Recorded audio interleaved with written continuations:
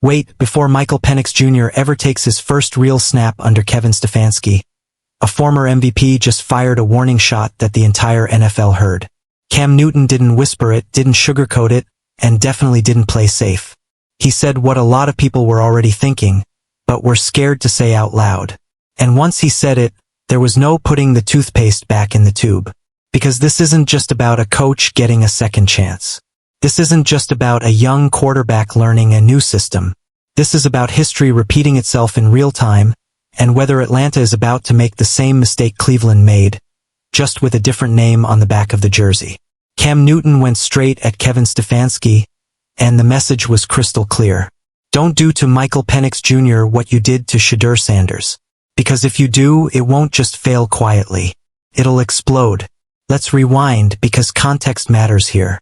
Kevin Stefanski didn't walk into Atlanta as a hot coaching commodity. He arrived with baggage. Fresh baggage. Less than 2 weeks after being fired by the Cleveland Browns, the Falcons swooped in and handed him the keys. That alone raised eyebrows across the league. But what really set things on fire was who he's now responsible for developing. Michael Penix Jr. isn't just another quarterback. He's not a placeholder. He's not a we'll see what happens guy. Penix is a symbol. He's a bet on the future. And according to Cam Newton, he's something even bigger than that. Newton called Penix almost a second coming of Shedeur. Those words weren't accidental. They weren't casual. That comparison carries weight, culture, and pressure. Cam wasn't just talking football traits. He was talking about identity, confidence, leadership, and how certain quarterbacks represent more than just X's and O's.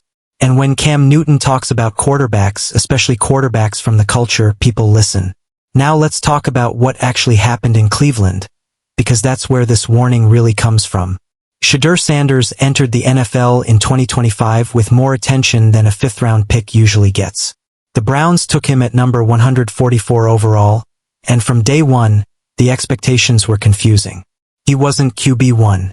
He wasn't even QB2. He was QB3, sitting behind Joe Flacco and fellow rookie Dylan Gabriel. That alone isn't criminal. Plenty of quarterbacks start low on the depth chart. But the way it played out raised questions. Cleveland struggled. The offense stalled. Wins were hard to come by. And still, Shedeur stayed on the sidelines longer than many felt he should have. Eventually, the pressure became too much to ignore. Stefanski turned to Sanders out of necessity, not belief. And when Shedeur finally got his chance, something interesting happened. He won games. Not pretty wins. Not dominant performances. But real wins. 3 of Cleveland's 5 victories came with Sanders under center. That matters, especially on a 5-12 team. But instead of building around him, empowering him, or clearly committing to his development, Cleveland stayed stuck in limbo. The messaging was muddy. The confidence didn't feel mutual. And by the time the season ended, Stefanski was gone, and Sanders' future felt uncertain. That's why Cam Newton said what he said. He didn't call it a learning curve. He didn't call it a tough situation. He called it unacceptable. And then he took it a step further. Cam pointed out something most analysts avoid touching. Culture. He said Stefanski landed in the most culture-heavy division in football. The NFC South. Atlanta. Carolina. New Orleans. He called it the HBCU of the NFL. That wasn't hyperbole. That was a statement about identity, locker room dynamics, and understanding your players beyond the playbook. Michael Penix Jr. is stepping into that environment now. And the stakes are massive. Let's talk about Penix the player for a moment. Left-handed. Cannon arm. Fearless mentality. He's not perfect, but he's wired a certain way. He's confident without being reckless. Calm without being passive.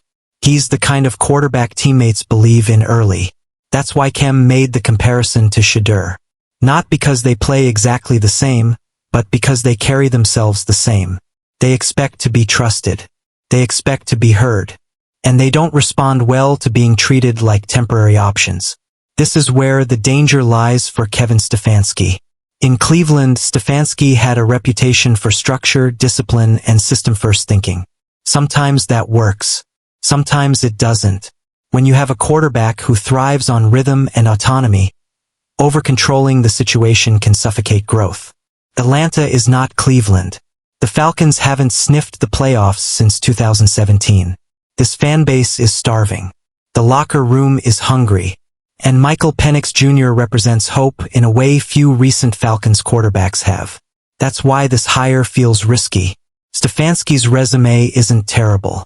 2 playoff appearances in 6 years isn't nothing. A 45-56 record isn't great, but it's not a disaster either. But context matters. The Browns finished last in their division in his final 2 seasons. Momentum was gone. Belief was fading. Now he's walking into a franchise desperate for a reset, tasked with developing a quarterback Cam Newton himself is publicly protecting. That pressure is real. Here's where I'm going to give you my honest opinion. This situation can go one of 2 ways, and there is no middle ground. Either Kevin Stefanski learns from Cleveland, adapts his approach, and empowers Michael Penix Jr. early.